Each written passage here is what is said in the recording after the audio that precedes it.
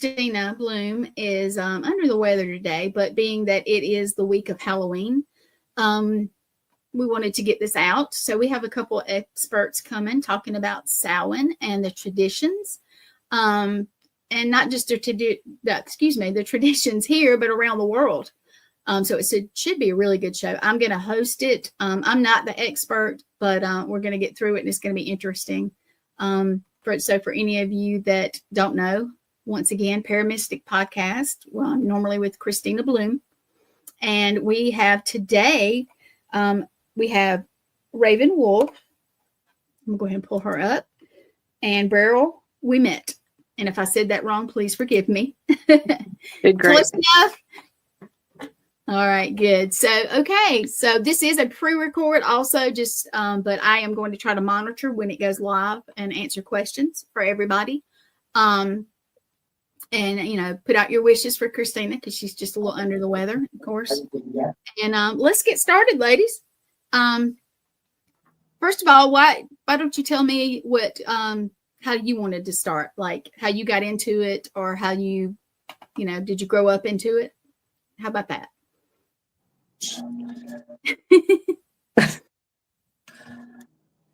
Go ahead, Beryl. Why don't you start? Yeah. Oh, okay.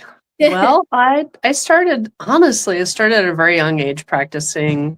I had some Time Life books. I was fascinated by the lore, the mysticism, and what seemed very obviously the sort of earth-based spirituality that was echoed in these traditions. Digging further, I, over the years, found more actual resources for practicum, community.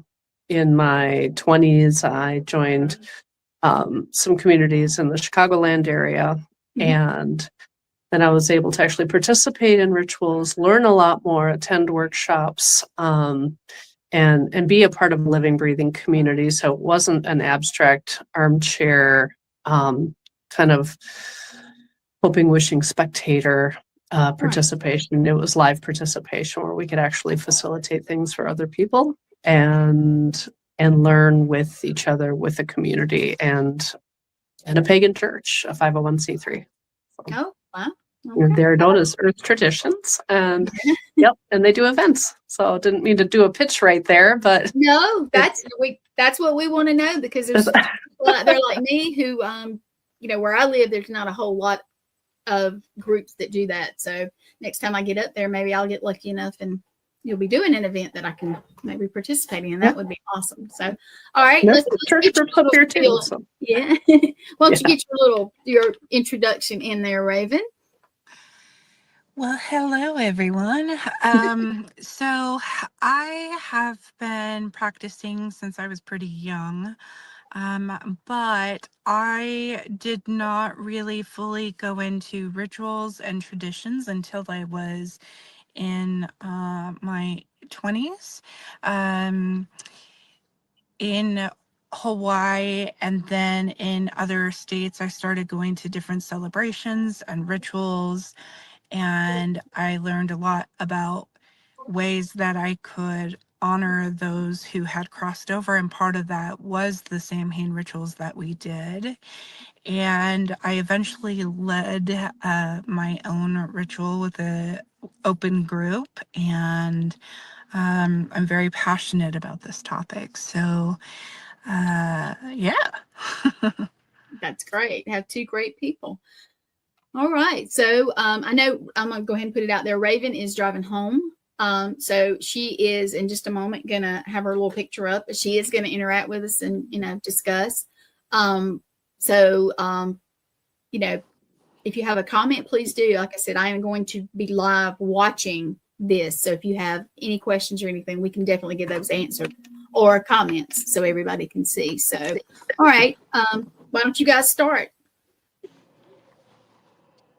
Well, I can start if that's, we'll just do the back and forth rhythm, I guess. And certainly, Raven, correct me on anything, chime in. I'm very much about the sharing of the information and these chapters. Samhain is the third of the harvest holidays. It's generally observed that there's the wheel of the year, and we have the winter solstice, the summer solstice, cross quarters to that are the equinoxes, right between those longest days, shortest nights, shortest days, longest nights. And the equinoxes in the fall and spring are when we have equal time of day and night. The cross quarters, two of those cross quarters are Beltane and Samhain. Mm-hmm. And Samhain is a very big holiday. It's a Celtic holiday. People tend to resonate very strongly with Samhain, I think, because we've got such cultural trappings in our kind of fun, mundane world that we get carving pumpkins, dressing up to throw off the spirits, to be tricksters, to kind of shift space and occupy that liminal role in our cultures. It's a time when we can, in mundane space, not mundane, but Halloween costumes are a time when we can don something different and become someone different. Magically speaking, that is a very sacred role of it is a trickster. It's a trickster without and within. And so we can, have that as a role where we can explore ourselves. And of course we can be the trickster on the outside too. And going back to that third harvest, the first harvest is sort of grains, the honey, that is Lunasad, and that's in August. And then we have Mabon, which is like the garden harvest. And it's very much, our pumpkins and apples and food from the gardens. Mm-hmm. And Samhain is the blood harvest. That is in agrarian societies, when most of us were farming and living much closer to the land. This is when we would choose what animals were going to stay with us over the winter and which were going to be sacrificed. And the bonfire, the bone fire, that was the thank you and the sacred passing of those lives into the other world. And it was very sacred. I'm going to show you a picture that I found, and I'm hoping this fits in with it. I know. Yes. Yeah. Is that okay? I was trying to find some I guess authentic type stuff. Now this one, I see it looks like, I'm not sure if it's antlers or if that's kind of part of it also. So, and when you say tricksters and the costume, not costumes, but the, what you wear. Oh, the altering, yeah. Yeah.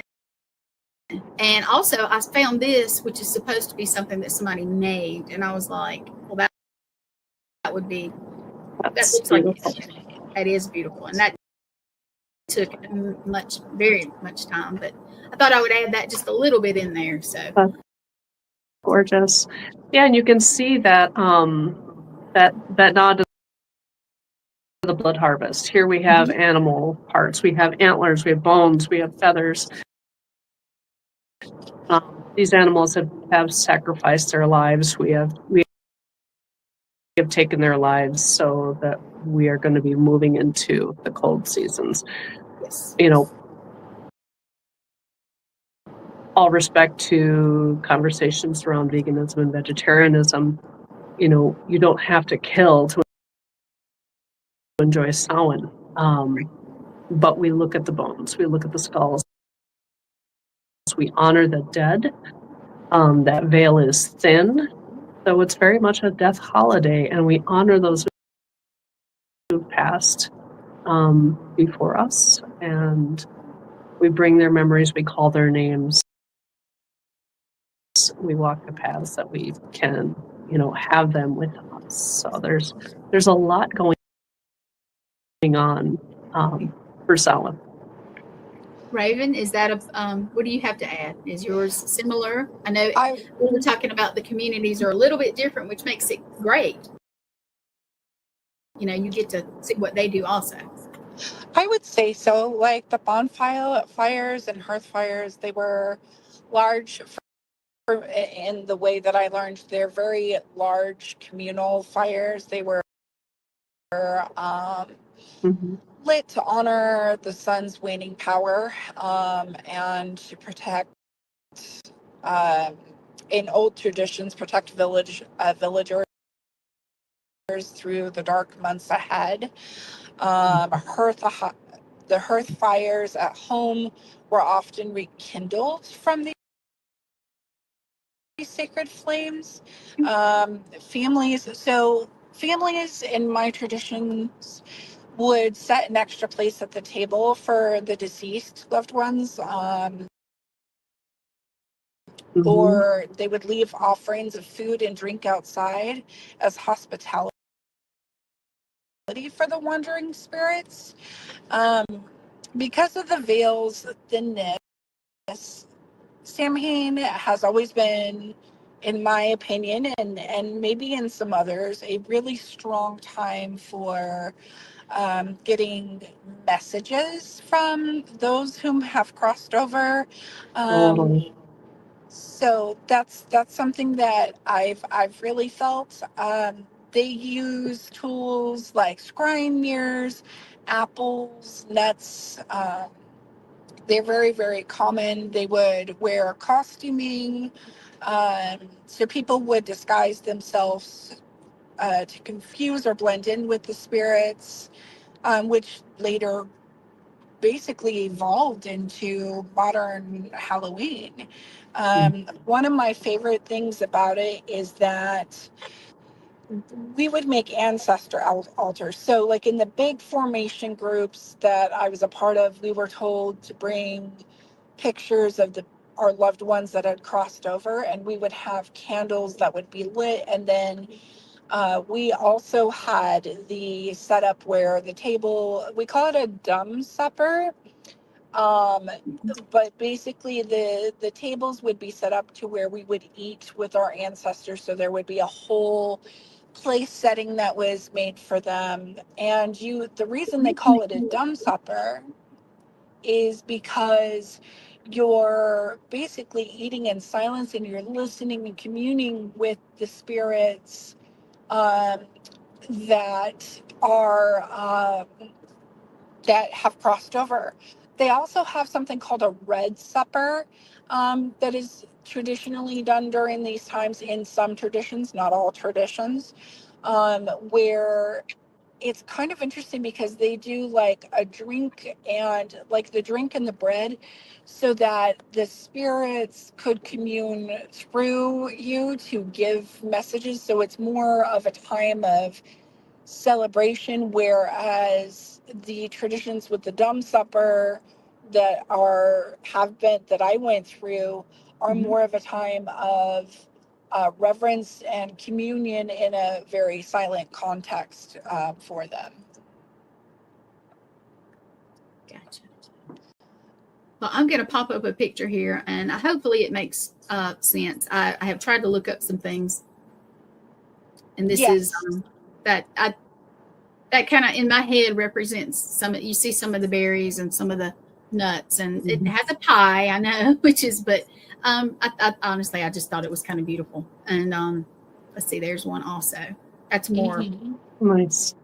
Yeah. So, but that is that time of year, and I think all this is interesting. I don't know nearly what you guys do, but I think I've always thought that this time of year when you get together and you have the food and you have this time of year, and it's not just the kids trick or treating type of stuff. It goes deeper, and there's obviously more. So, this is great for me. This is absolutely awesome. So, when you guys, do you have you made like your clothing or whatever that you wear to these ceremonies or whatever you would like to call them? Do you have something that you've made from different things? One of the traditions my group would do, and I'm fascinated to hear about this, the Red Supper, is we had a whole ritual for our dumb supper in silence where we would actually don these skull masks, and the bottom was cut off so we could eat. But again, it was, like Raven said, done in silence. And we had servers dressed completely in black, and we would have this little sort of puck on our table. If it was face up green, more food, please. It was face up red, done eating. And it was all just done very, very silently with just signs and nods. And there was salad, and there's, the main course, and there's drink, basically water.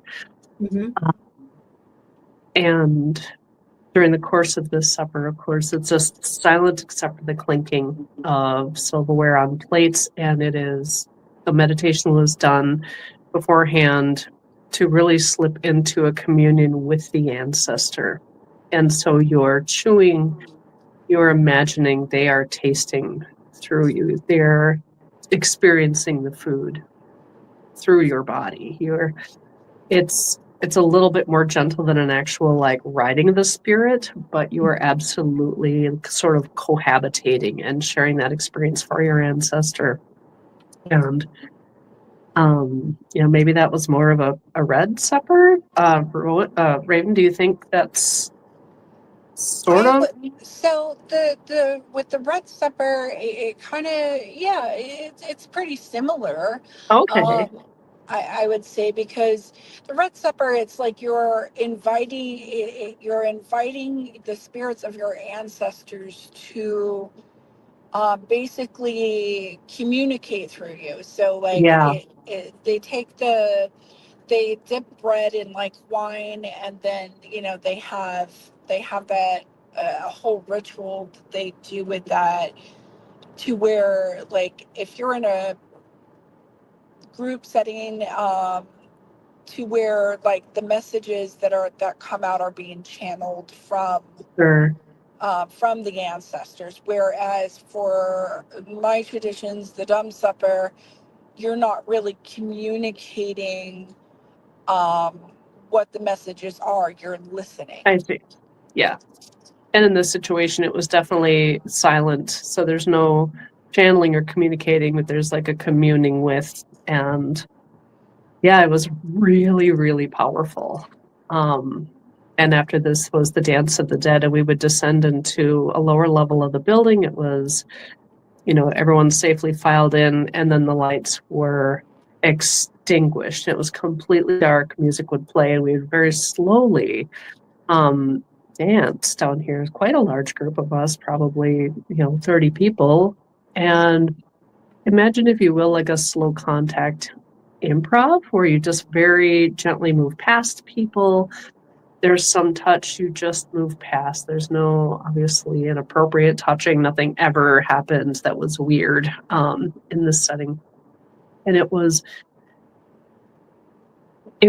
just soul-rendingly powerful, because it felt like you were dancing with your past father, your passed away father. You would smell, sense, you could swear you felt fur of a beloved pet that had passed away. Like, just the experience was extremely powerful. And the first year we did it, it was so successful. People just said, do that again. Please do that again. And for a run of several years, that was the tradition for our silence. We would have the dumb supper, we'd have the Dance with the Dead, and the other kind of make and take workshops and stuff that varied a bit. But those two big pivotal things were extremely potent, and people loved that. That sounds very powerful. It does. It really does. And when you're in there, there's no light at all. Like no light none. at all, none. And there's always a ritual too of eating the pomegranate seed, and the light was extinguished, and so you were dead essentially. In ritual, you were in the other world, and there was a whole passage. You danced very, very, very slowly, gently, carefully. You're in complete darkness with all these other people.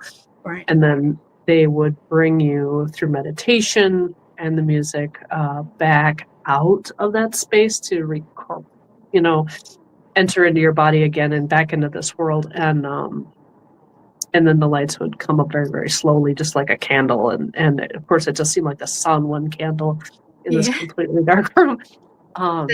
That sounds powerful. How about the music? Can you describe the music a little bit? It's very minor key ethereal. soft singing, and no words that you can discern. That was always a kind of an important part as a ritual facilitator too. You don't have a shirt with a logo on it or words or anything like that. Just very neutral, so people don't see a word and start and engage that sort of, left brain. You want to be as neutral as possible, and so the music that was chosen was very wordless to us, but just the singing and harps and ethereal minor key. Sounds just great, actually. eldritch and gorgeous, and you'd cry just listening to the music, and everything else started, and it was just cry. Everybody's just crying, and it's cathartic. Really, really powerful. It sounds wonderful, actually.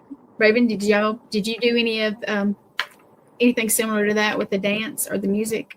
So the music, definitely. We did do a dance afterwards, and there was music that was very ethereal, but there was also kind of an energy raising that ended up occurring with that, whereas traditionally I do understand that it's like more of that ethereal aspect and vibe, but is specifically within the communities that I was a part of before moving to Salem.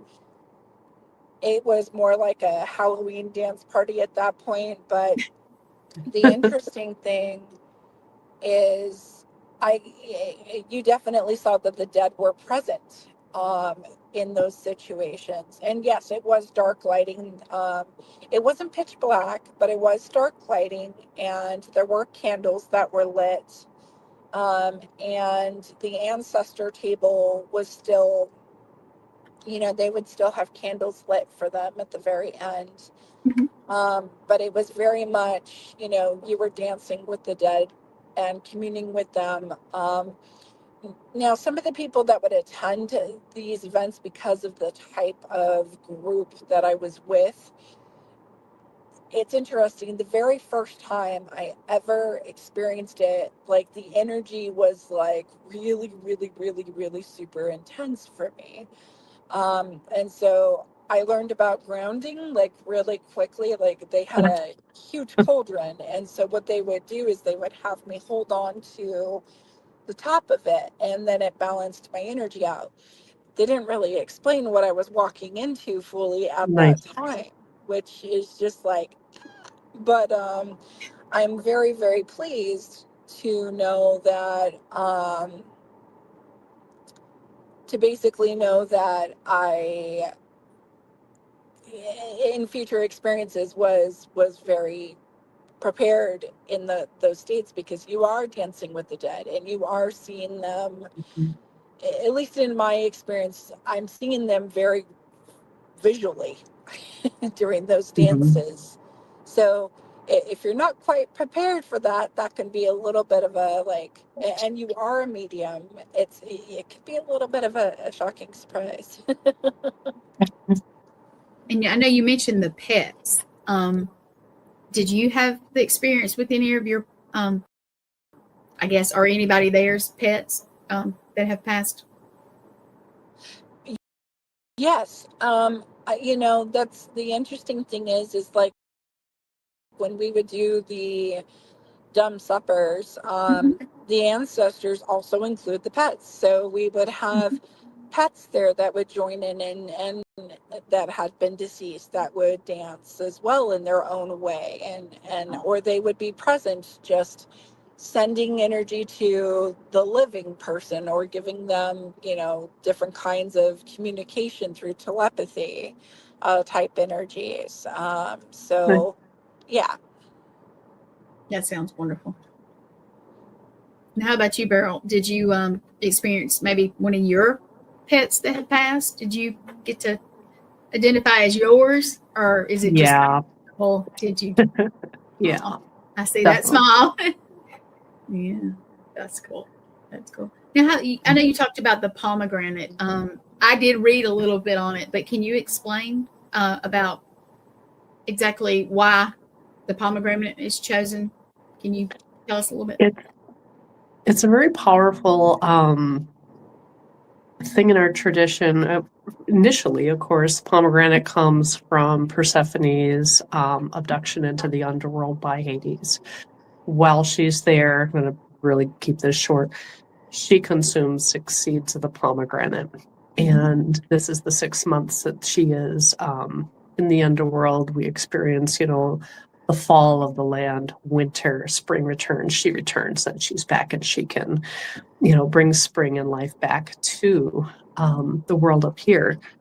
In our tradition, we really celebrate the fact that, she is queen of the underworld. It's not just a hapless abduction, but, she is a ruler.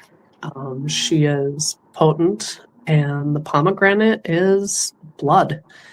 It is red, it is life, and it is this glowing jewel in a place that is otherwise occupied by cold, dark blues.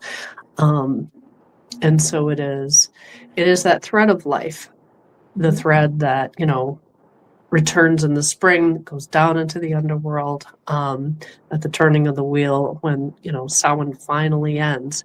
It's the new year for many pagans and witches, and it's still that thread of life that takes us through the underworld, that thread of blood and that heartbeat. So the pomegranate is the contract, is the transitioning and the shift into the underworld, and that acceptance of walking between the worlds. And so you're occupying that space and kind of holding that thread as you descend down. And in a way, it's this sort of, you're a representative of the living, and you're moving down into this death. You are experiencing personal sacrifice, and you're going to come back. You're going to, rise again. And just like the sap rises in the trees, this theme, almost salvific, is, as we know, pretty prevalent in a lot of traditions. Yes. And it isn't just one tradition that holds a trademark for that sacrifice and that rite of passage. It's a spiritual rite of passage. Is that really long-winded? I'm sorry. No, that is. And like I said, I don't understand it like you guys do. And I'm thinking, some of our audience probably maybe does, maybe doesn't. But when I look at a pomegranate, I had somebody tell me one time, and this may be way off, but think of it as the heart. And you said heartbeat. So when you hold it, it's red. It's got, but and it's also, if you've ever had it, if you've ever eaten pomegranate seeds or even had tasted it at all, it almost gives you a little boost, like a, it's not energy exactly, but it almost is. It's that something in it just gives you, like orange juice gives you a little boost because it has the sugar in it. I don't know how to explain it, but I've had people say they're like jewels and they just burst, and it's amazing. It's that, So if you've never tried it and you're not allergic, of course, don't be allergic. Try that. Now, Raven, is that kind of how it is with you with pomegranate, or is it something different? I mean, in some instances, yes, the pomegranate would be the similarity that's there.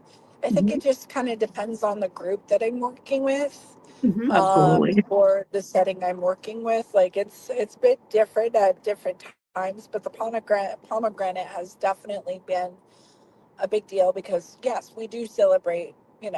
We do in some senses celebrate.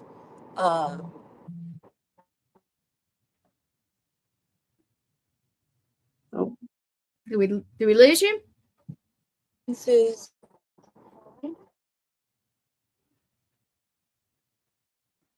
Raven, are you there? Can you say that again?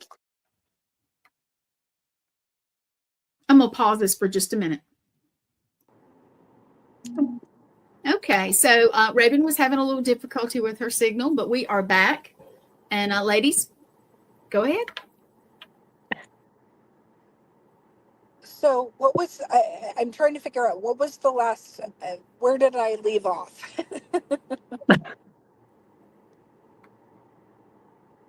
We were talking about the pomegranate and that kind of thing, but I think you were almost finished with that. And then it kind of. protection. Yeah. And yeah. Okay.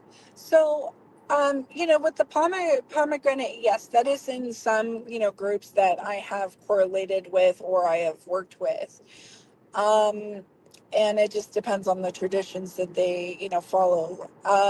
But a lot, when it comes to cleansing and protection, there are a lot of herbs that we have burned, like sage, rosemary, mugwort, to purify a home space before the dark season. We sometimes create charms and wards to help strengthen, protection within the home.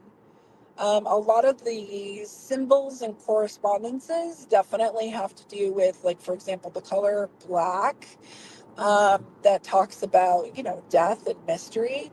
Orange for the harvest fire, gold for light protection. Um, we talked about herbs, but I also want to add rue to that. Sometimes crystals are used. It's not in every, situation, but like obsidian, smoky quartz, onyx, and carnelian. Foods that we have had are like apples, pumpkins, root vegetables, breads, ciders, nuts.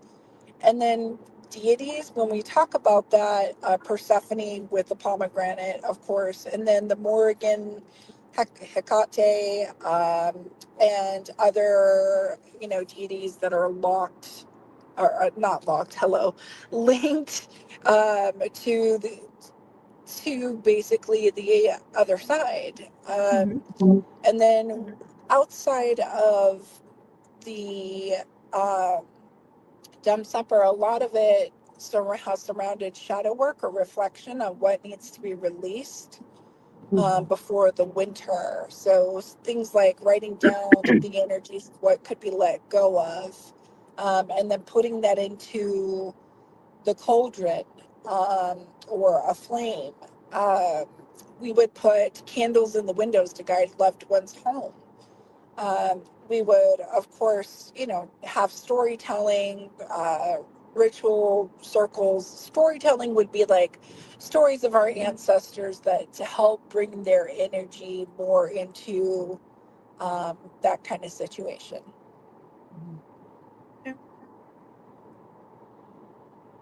So I'm trying to think. We had talked about it. What else do you think just somebody who is not familiar and wants to learn would like to know? Kind of just to get into it, maybe? How would they get into it? Well, I would also, I think the first piece of advice I would give is, depending on the event that you're going to, actually, I would say in most cases, get kind of an understanding of what you're walking into completely, because if you have certain natural abilities or natural gifts, those things will be amplified times 10.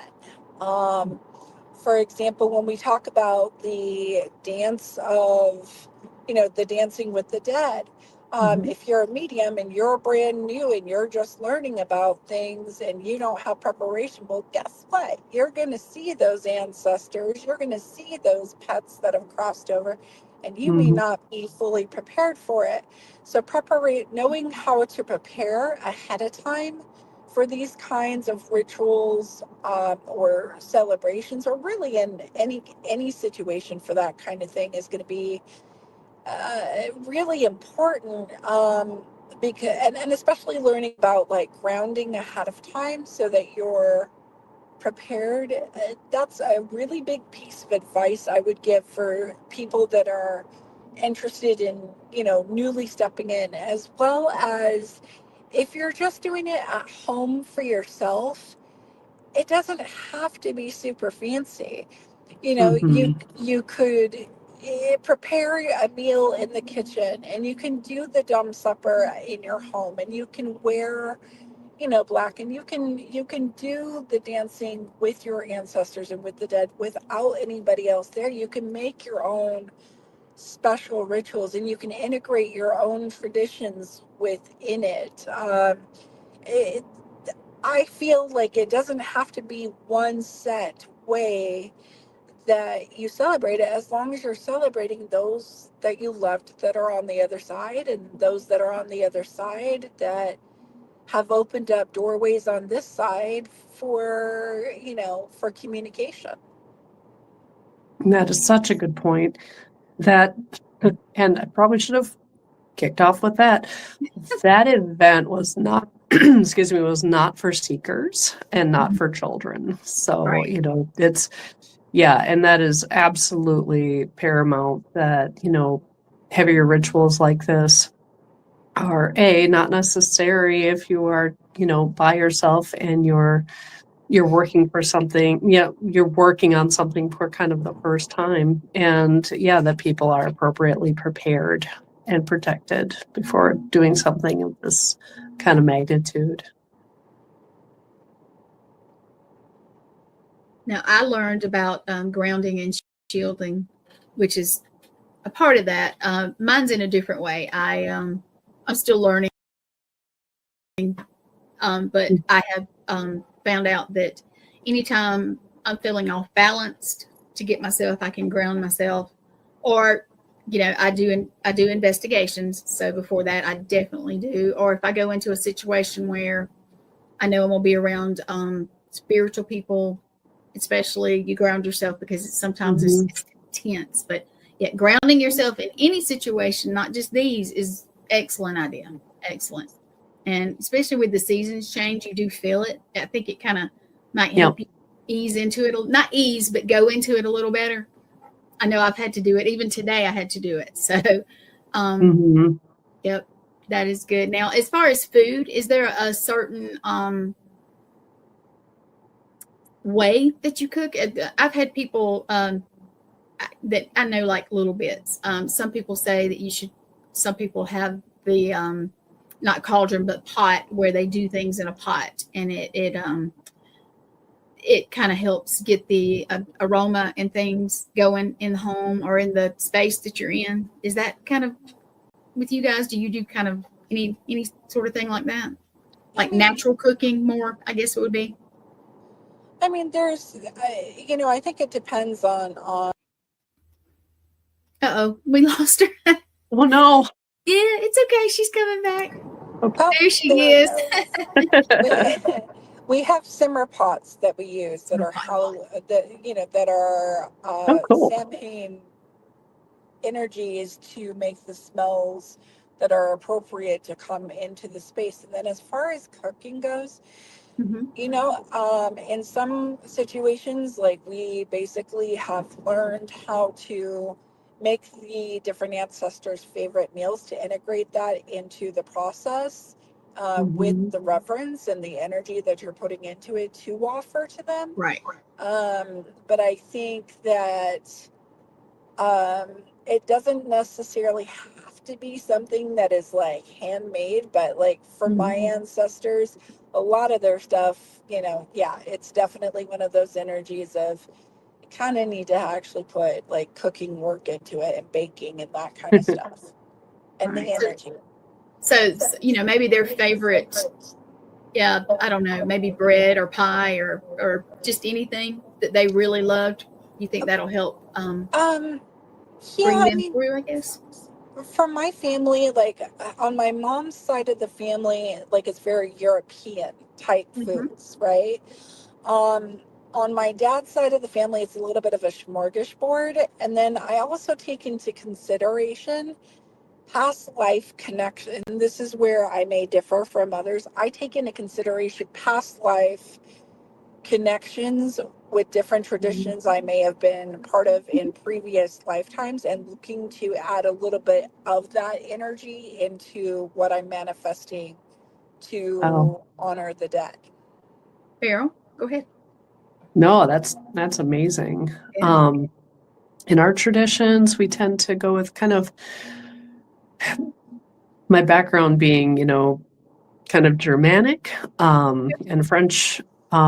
We go with the really sort of root vegetables, roasts, beef, venison, potatoes, really stick to your ribs kind of food, and foods that are traditional for the home cooking of my lineage. And it's this being Wisconsin, a lot of folks up here have Germanic backgrounds and Scottish and the British Isles as well.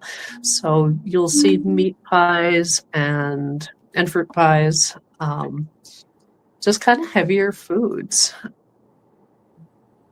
But Maybe to fortify you for the colder weather. Is that kind of? And I think that too. It's it's definitely evocative of just kind of bundling in, and it's all of the energy of you're cooking, you're gathering, you're coming together like you would at Thanksgiving or on Yuletide around other gatherings like, weddings and funerals. And so where there's energy coalescing, that draws energy too. And so that cooking is heavy. It is. Now, growing up, I don't know if you guys were following this kind of thing. And I know a lot of the families have Halloween for the kids, and I love knowing the history. And that's just me. But, do you guys have a go-to, let's say, I don't want to say costume, but I guess it would be. Do you have a favorite costume to get it a little happy stuff out there? I have a green woolen cloak I wear. Nice. And so I've had this thing for years. It's kind of become a tradition through virtue of the fact it's just kind of old now. Again, we like to wear black. And that's always a nice psychological shift into maintaining sacred space and, the meaning of the year and that ritual. There are particular necklaces my husband and I like to wear of jet and amber, and that grounds us into our kind of mental headspace of helping facilitate these spaces for others and for ourselves. So earthy type, like your green is earthy in my head. It's very much of the earth, yeah. Okay. Gotcha. And the black, of course, the shadow.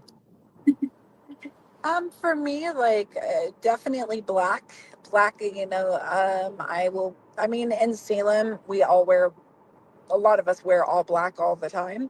Yeah. But in that specific situation, while I don't have a specific costume, I will wear black, and I will have items that my ancestors have given me that have crossed over, that I either wear in honor of them, or I put it within the altar space to allow the energy that's needed for it in that specific situation.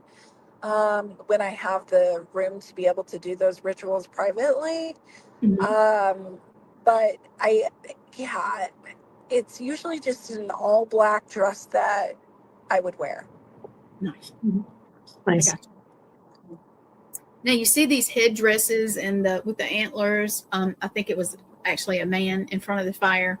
When you are doing, I don't know if you've ever done it outside with the big bonfire and that kind of thing, but have you done that kind of thing? I think that's interesting because, it's nature, and it's the animals, and, I have a German ancestors also. So that's kind of unique. I have different ones, but the German one, I do remember, I think there was a certain, I don't know. I remember over the fireplace, there was a certain thing that they would have that was passed down, but it was more, I want to say it was antlers, but it was also, it always had I want to say fall type stuff. They would always put I want to say greenery and kind of that kind of stuff. Is that part of Samhain, or is that just something that, I don't know, was passed down? I have heard of it. Yeah.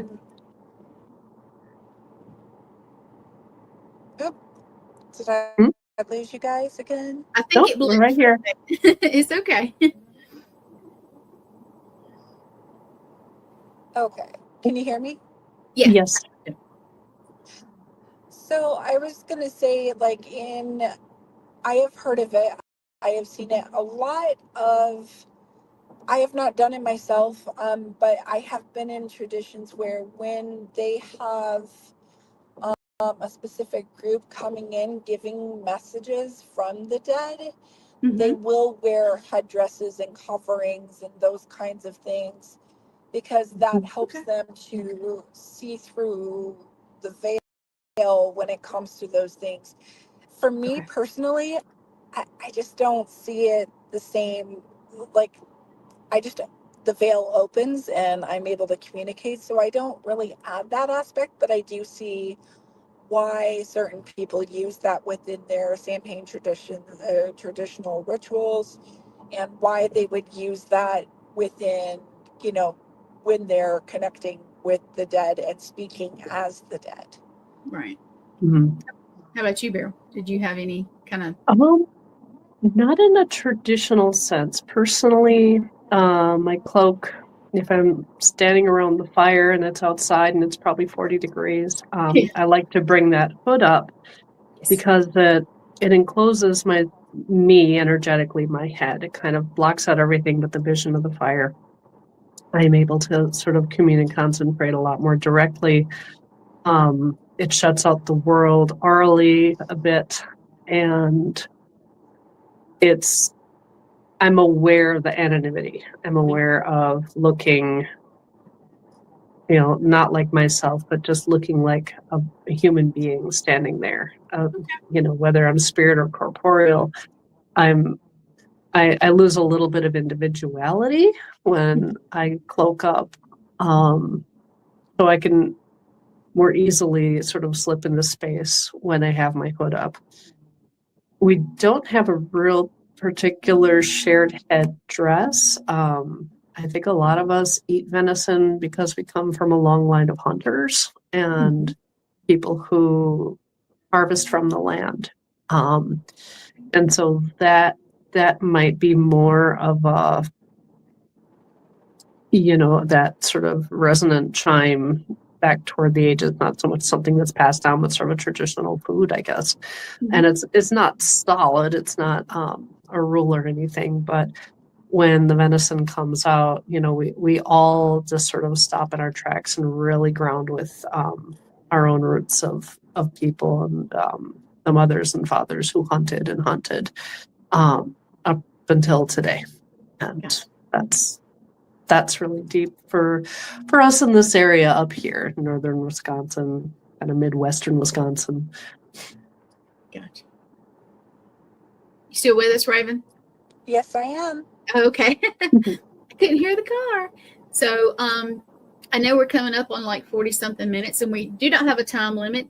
What have we missed? Is there something that you want to add, that either one of you, that we've missed, or you think that we need to add to it? I would say that, like, it's important to make this type of ritual very personalized, because every specific group is going to do things very differently. And so when it comes to not necessarily in those public formats, but on a personal format, especially if you're just beginning out, like, write a letter to your loved ones.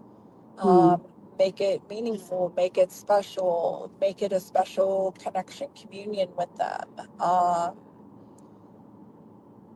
And realize that, like, every, as time goes on, you'll probably integrate other things within that specific thing, whether you've heard it from somebody else and it's like fitting into how you celebrate that specific tradition or not, or as long as it's not from a very closed practice.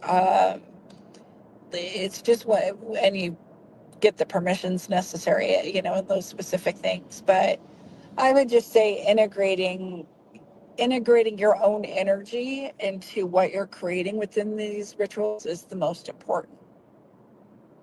Yeah. What do you think, Beryl? That sound right? Oh, that sounds right. Absolutely.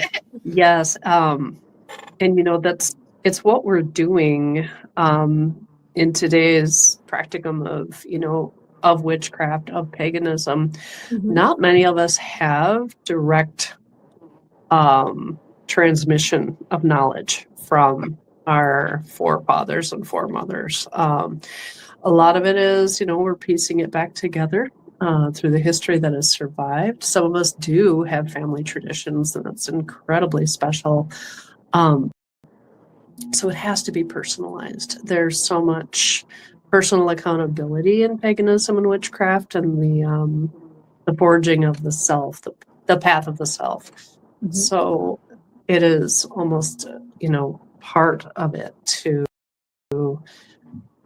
strengthen that relationship between yourself, your path, the divine, your accountability in the world, and to your spiritual evolution. It's got to be very personalized and meaningful. And it's perfectly said. And there's this random tradition, I don't even know where to fit it in. I could mention it now. Yes, So please. there's a belief, an observation that, at Mabon is the harvest of the gardens and the food and the fruits of the cultivated Mhm. food and of the land. And I don't know the specific roots of this, but I know of it that after Samhain, you don't eat from the land anymore. That is for the spirits of the land. That is for the fae, the dead. That is for the kind of fog moon, that chaos time, that kingless time between Samhain and the winter solstice. Mhm. That you don't touch food from the land. So even if there's, you find an apple or you find, a squash, it's still sitting out there after Samhain, that's not yours anymore. So it's for the animals and that. Okay. Well, it For kind of the makes sense. animals, it's for the ancestors. It's energetically not available to us anymore.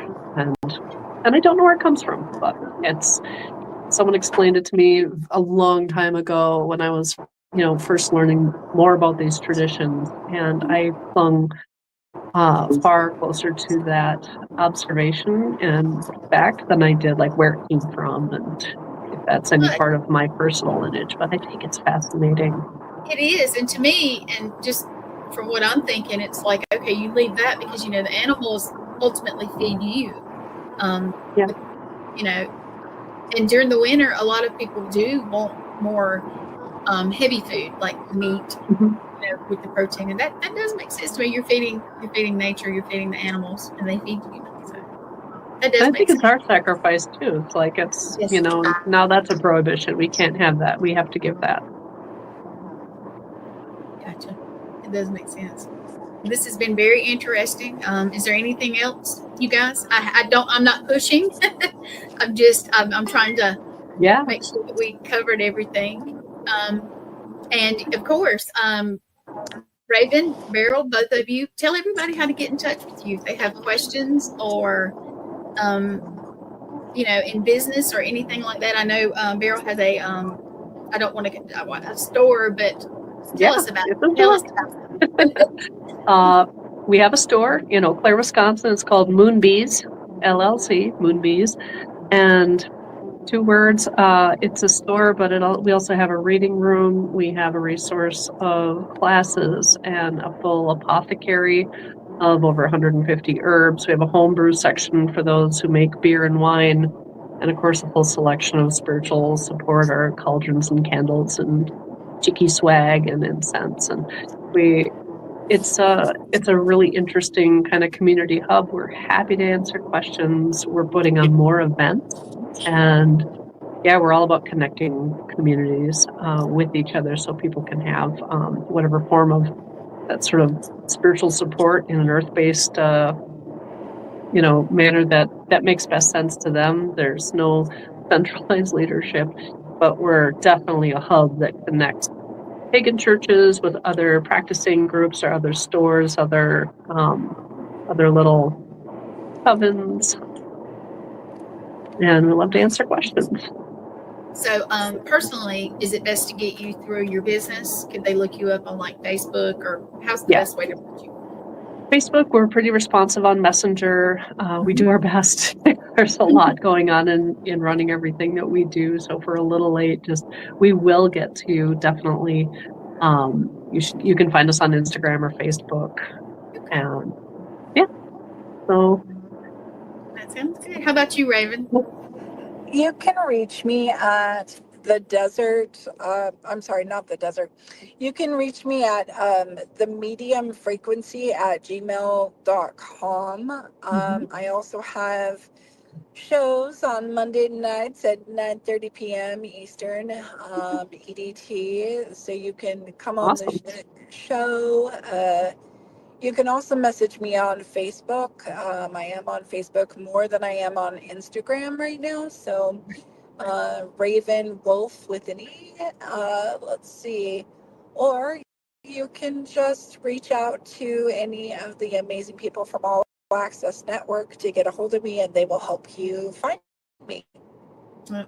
So basically, you can reach out to me, or Triana. Yeah, she has her show is with us, and Beryl. Anytime you'd like to be a guest on Ravens or any of them, you are welcome. Just reach out to me. And you guys, if for some reason you can't get in touch with one of these ladies or Kristina, we do not forget about her ever.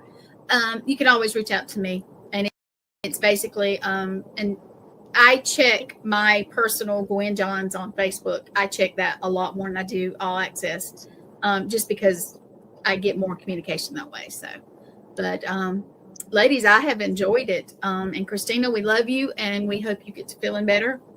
We're sending you all kind of healing energy. Everybody out there, if you would do that, that would be wonderful. And if I don't judge by religion or anything. So if you pray, how about pray? If you don't, send energy, whatever works for you. And you guys, I'm gonna say happy Halloween also because there are kiddos out there. Yeah, be safe, have fun, enjoy it, and just winter's coming. So enjoy this little last before Thanksgiving, and most people try to get together for that, and then Yule or Christmas. We love that also, but be safe and have fun. And if you have an idea that others would like to, any of the traditions or anything, and you want to share pictures, anything like that, you can also just message us and we'll get them out there. We'll put them out there as a post. So, be a community, enjoy each other and share it. I think that's a really good thing. I don't have a prayer or anything. I feel like I should. So, girls, do you have any kind of little poem or prayer, anything that comes to mind that you would like to say? Just close it out. Putting you on the spot. I'm so sorry. Raven, do you have anything? No, I think that I'm just gonna say this. May you all be blessed, and may you have a wonderful Samhain and connection with your ancestors, and may you find inspiration through your connection with this season. That's what I'll say. That's nice. Lovely. Beryl, Thank you. Do you have anything? Oh my goodness. She's smiling at me like, Gwen. Yeah, perfectly put. Be safe, enjoy, connect, and that thrill of these cooling days, that stirs our bones for a reason. So really just enjoy being able to ride the waves of that veil thinning and really feel that this is a time of year when we can really feel the spirit of the land and our ancestors. And that's very real and tangible. So lean into it safely and wisely, and enjoy. Yeah, I say that too, and not just for our human ancestors, but our pets, our fur babies, however you put it. I think those are important too. But the veil is getting thinner. Even this week, I've had personal things that have happened, and it's unique. And enjoy it, and put your pictures out if that's your thing, or put a necklace out or something. Just remember your ancestors. Just remember them and enjoy that. And winter's coming, guys. Bundle up, light those fires. I don't know, and snuggle with your special person. I don't know. Enjoy things, because winter, summer's beautiful. You can get out and do stuff, but you can do things inside too, like simmer pots and that kind of thing. I think that would be cool. If anybody has a post or something, we can definitely put that out there for traditions that you have, so everybody can share. But I want to thank these two ladies for coming on, and Thank you. Anytime you want to come back, just let us know. We'll arrange something. There's all kind of seasons and everything. Everybody always wants to learn. And Kristina, we love you, and I know she's listening. So this will go out on Wednesday morning, on the 29th. Am I getting my days wrong? And then I actually am going to put it out again on Halloween Day. Not sure what time. So if you see it at 1 and you missed part of it, you can always go back on one of our websites. So, and as always, be blessed and have a wonderful day. We'll talk to you later. Thank you so much. Thank you. Thank you. Yeah.